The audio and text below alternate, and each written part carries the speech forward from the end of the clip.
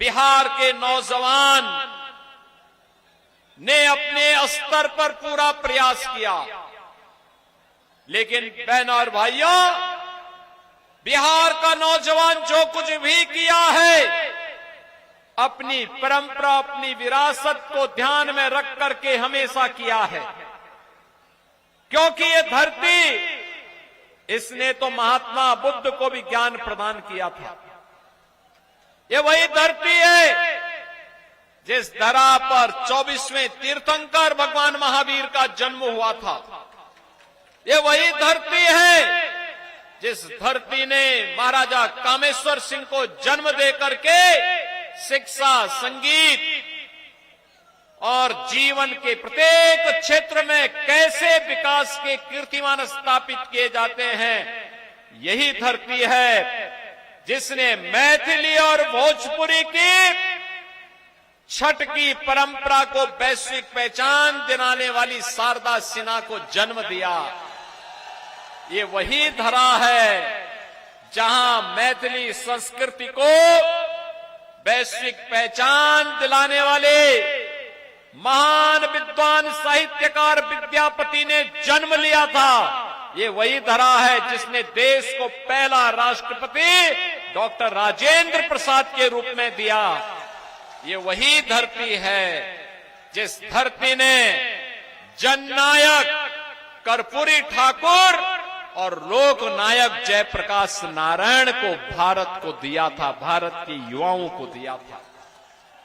बहनों और भाइयों, उसी बिहार के सामने पहचान का संकट 1990 से लेकर के 2005 के बीच में किसने खड़ा किया?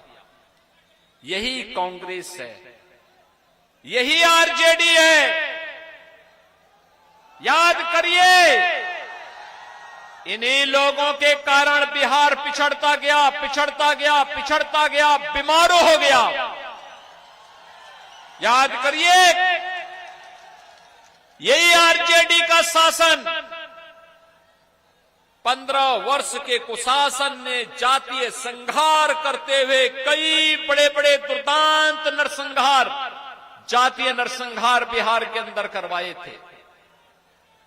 30,000 से अधिक अपहरण की घटनाओं को अंजाम देकर के क्या व्यापारी, क्या उद्यमी, क्या चिकित्सक और क्या समाज का कोई भी संभ्रांत व्यक्ति रहा हो, यहां पर अधिकारी नहीं, अपराधी सत्ता का समानांतर व्यवस्था का संचालन करते थे। बिहार के सामने, नौजवानों के सामने पहचान का संकट खड़ा हो गया। बिहार का नौजवान प्लान करने के लिए मजबूर हो गया। अन्नदाता किसान उस समय की आरजेडी की सरकार के कारनामों के लिए खून के आंसू बहाने के लिए मजबूर हो गया था। बिहार के बहन और बेटियों के सामने सुरक्षा का संकट खड़ा हो गया। व्यापारी और उद्यमी अपना व्यापार और उद्यम को बंद करने के लिए मजबूर हो गया। उन स्थितियों में 2005 में बिहार के नौजवानों ने, अन्नदाता किसानों ने अंगड़ाई ली। नीतीश कुमार जी के नेतृत्व में एनडीए की सरकार बिहार के अंदर बनी। बहनों और भाइयों, पिछले 20 वर्ष में सुशासन की एक आधारशिला खड़ी हुई। इन 20 वर्षों की आधारशिला पर एक विराट और विशाल समृद्ध बिहार की इमारत खड़ी करने के लिए फिर से बिहार के अंदर एनडीए की सरकार आवश्यक है। इसी बात का आह्वान करने के लिए आज मैं आपके पास आया हूं। आप याद करिए, गोपालगंज और उत्तर प्रदेश तो मिले जुले हैं। एकदम कुशीनगर का हमारा जनपद गोपालगंज से सटा हुआ है। बहनों और भाइयों, पता ही नहीं लगता। गोपालगंज के लोग सुबह जाते हैं, दोपहर में वहां खरीदारी करके फिर वहां का दोपहर का लंच गोरखपुर में लेकर के वापस गोपालगंज वापस आ जाते हैं। मेहमान कोई घर में आया, घुमाने के बहाने गोरखपुर लेके जाते हैं, वहीं खरीदारी करते हैं, रात्रि का भोजन करते हैं, फिर रात्रि के लिए गोपालगंज वापस आ जाते हैं। एकदम मिला है, एकदम एक दूसरे का सहन जैसा है। और इसीलिए तो बिहार के अंदर सिवान भी एक जनपद बन गया, यानी एक दूसरे से जुड़े हुए हैं, कहीं भी कोई भेद नहीं। और यूपी और बिहार तो रोटी बेटी के संबंध के साथ ही नहीं जुड़ा है, एक साझी विरासत के साथ भी जुड़ा हुआ है। हमें भी दुख होता था 2005 के पहले। बहनों और भाइयों, उत्तर प्रदेश के अंदर इनके पार्टनर भी यही कार्य करते थे जो यहां पर आरजेडी और कांग्रेस करती थी। याद करिए, तब हम नारा लगाते थे कि रामलला हम आएंगे, मंदिर वहीं बनाएंगे। तब हम नारा लगाते थे, लाठी गोली खाएंगे, मंदिर वहीं।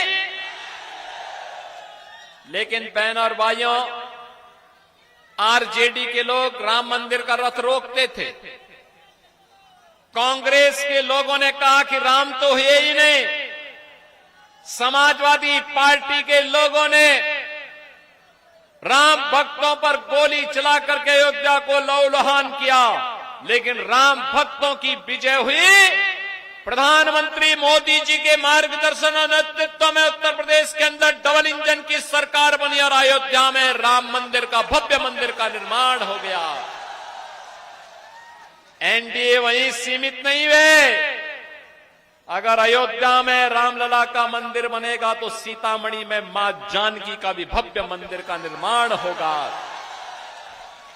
अयोध्या को सीतामढ़ी के साथ जोड़ेंगे और जोड़ने के लिए 6,155 करोड़ रुपए की लागत से राम जानकी मार्ग का निर्माण का कार्य भी युद्ध स्तर पर आगे बढ़ चुका है।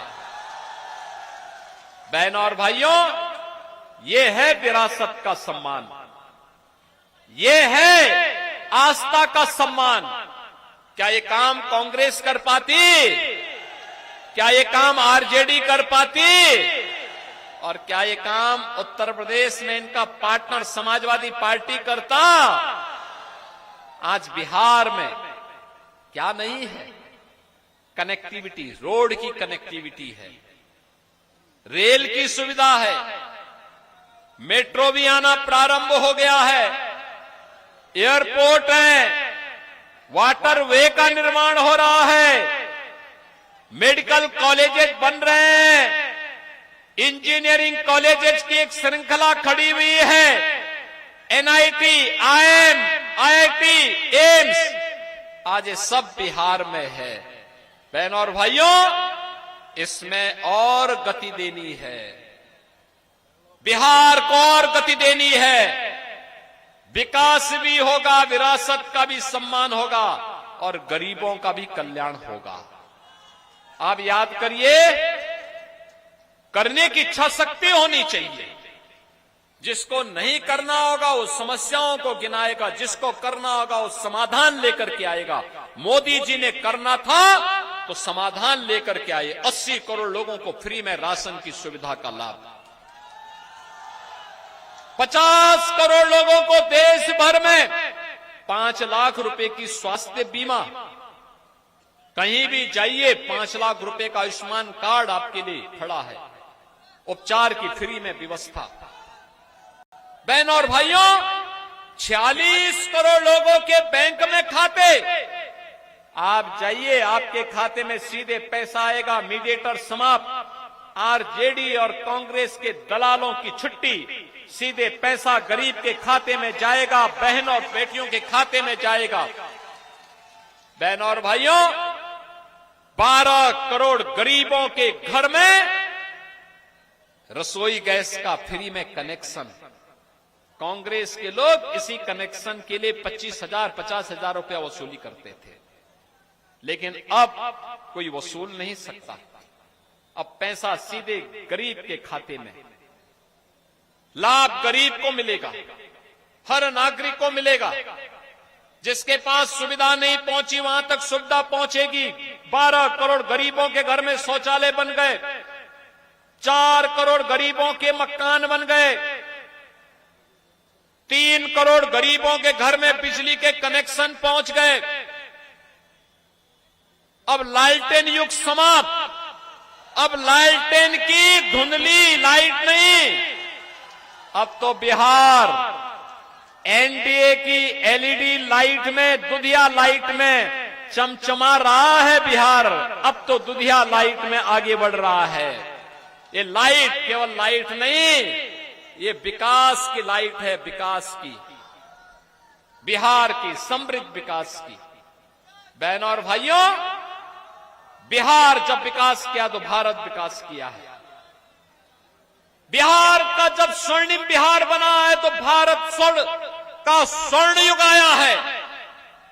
बिहार जब विकास के नए प्रतिमान स्थापित करता है तो भारत आगे बढ़ता है। भारत का स्वर्ण युग यही बिहार लाया था। चंद्रगुप्त मौर्य और चाणक्य की जोड़ी इसको, बिहार को भारत के स्वर्ण युग में ले जाने का काम किया था। और आज उसी का एहसास कराने के लिए आया हूं। ये आरजेडी कांग्रेस का महागठबंधन जो बातें कह रहा है, ये केवल झूठ का पुलंदा है। ये लोग केवल इसलिए झूठे वायदे कर रहे हैं, सत्ता में आएंगे तो सत्ता में आकर के 80 करोड़ लोगों को मिलने वाले राशन को भी टकार जाएंगे। आप सोचो, जो पशुओं का चारा खा जाएगा तो गरीब का राशन तो खा ही जाएगा। और इसीलिए तो ये लोग नहीं चाहते कि बीजेपी या एनडीए आए, क्योंकि इनकी अब दलाली बंद हो गई। इसलिए ये लोग अब ये कार्य कर रहे हैं, झूठे नारे, झूठे वायदे किए जा रहे हैं। अरे बीजेपी और एनडीए ने तो करके दिखाया है। मोदी जी ने देश भर में किया, नीतीश जी ने बिहार के अंदर किया, और बिहार के साथ साथ आप उत्तर प्रदेश में भी देखना चाहेंगे। आज अयोध्या दुनिया की सुंदरतम नगरी के रूप में स्थापित हो गया। गरीब को उसका अधिकार आज मिल रहा है। ये इनको बुरा लग रहा है, आरजेडी को बुरा लग रहा है, कांग्रेस को बुरा लग रहा है, इसलिए षड्यंत्र पे षड्यंत्र कर रहे हैं। लेकिन आपको आश्वस्त करने के लिए आए हैं, ये आरजेडी और कांग्रेस के लोग अभी सुधरेंगे नहीं। उत्तर प्रदेश से इनके पार्टनर भी आए हैं, कह रहे हैं कि उत्तर प्रदेश के अंदर नाम बदले जा रहे हैं। अरे हमने कुछ भी गलत नहीं किया है। उत्तर प्रदेश में फैजाबाद को अयोध्या बनाया है, इलाहाबाद को प्रयागराज बनाया है, और यही नहीं किया है, जिस माफिया को ये अपना गला लगाने के लिए आए हैं, इनके शागिर्दों को बैकुंठ, इनके शागिर्दों को जहन्नुम का टिकट दे करके उनकी कब्र में फतिया पढ़ने के लिए समाजवादी पार्टी को छोड़ दिया है। उत्तर प्रदेश में तो समाजवादी पार्टी जिंदगी भर अब केवल माफिया की ही कब्र में फतिया पड़ती रहेगी, उसको कभी सत्ता में नहीं आना है। और बिहार के अंदर भी ऐसा ही करिए, ये माफिया फिर से ना आने पाए, ये पेशेवर अपराधी फिर से ना आने पाए। ये बिहार के विकास के सबसे बड़े बैरियर हैं। ये नौजवानों के सामने पहचान का संकट है। अन्नदाता किसानों को मिलने वाली प्रधानमंत्री किसान सम्मान निधि के लिए ये लोग फिर से ताक लगाए बैठे हैं कि कब अवसर मिलेगा, फिर से ये लोग डकैती डालें। इनको आने नहीं देना है। और इसीलिए आज मैं विशेष रूप से आया हूं श्री मिथिलेश तिवारी जी के लिए अपील करने के लिए। मिथिलेश जी को भारी बहुमत से विजयी बना के भेजेंगे ना, सभी लोग बना के भेजेंगे ना। एनडीए के प्रत्याशी भाजपा के वरिष्ठ नेता श्री मिथिलेश जी भारी बहुमत से विजयी होकर के जाएंगे। सभी लोगों का आशीर्वाद है ना। जितने लोग यहां पर हैं, सभी लोग पीछे तक दोनों हाथ बढ़ा करके बोलिए। इधर भी, पीछे भी हैं, मुझे सब दिखाई दे रहा है। सब लोग हाथ खड़ा करके बोले, क्या जिताएंगे? लेकिन बहनों और भाइयों, मिथिलेश तिवारी जी जीतेंगे तब जब आज सायकाल प्रचार बंद हो रहा है। एक दिन का समय है, एक दिन घर घर जाकर के न्योता देना है सभी मतदाताओं को कि मतदान केंद्र में जाकर के कमल छाप पर मिथिलेश तिवारी को विजयी बनाना है। बनाएंगे और जीत तब मानी जाएगी जब यहां पे महागठबंधन के प्रत्याशी की जमानत जब्त होगी। तैयार हैं? वोटिंग करेंगे, करवाएंगे, भारी बहुमत से विजयी बनाएंगे मिथिलेश जी को। तो मेरे साथ बोलेंगे, जय श्री राम, जय जय श्री राम।